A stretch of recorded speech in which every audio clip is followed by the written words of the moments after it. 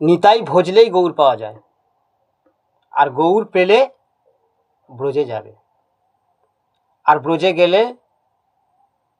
রাধারানীর কৃপা পাবে।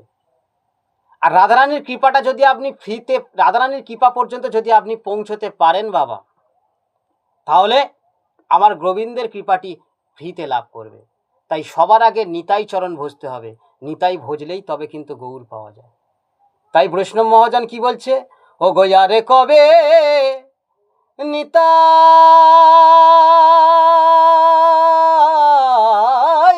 চাঁদ আমারে করুণা করিবে, ও গো সংসার বাসনায় আমার কবে তুচ্ছ হবে, ও গোয়ারে কবে নিতাই চাঁদ আমারে করুণা করিবে, ও গো সংসার বাসনায় আমার কবে তুচ্ছ হবে, ও গো বিষয় ছাড়িয়া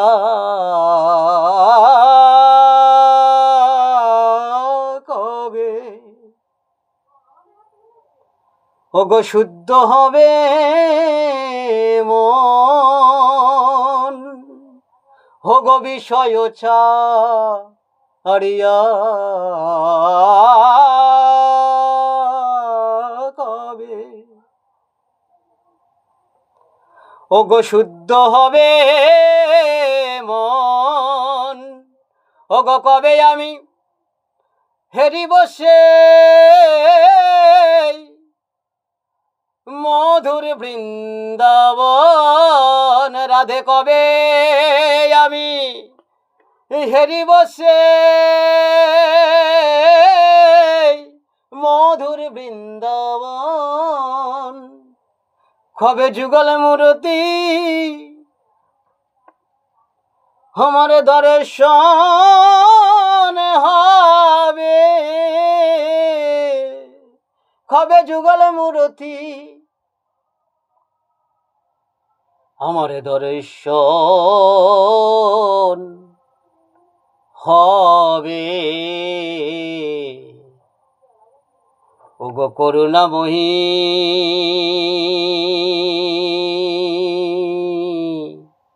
কৃপাময়ী রাধে, কবে যুগল মূর্তি আমার দর্শন হবে, আমি বৃন্দাবনে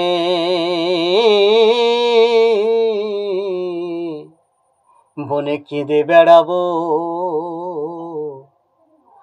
মুখে জয় রাধে শ্রী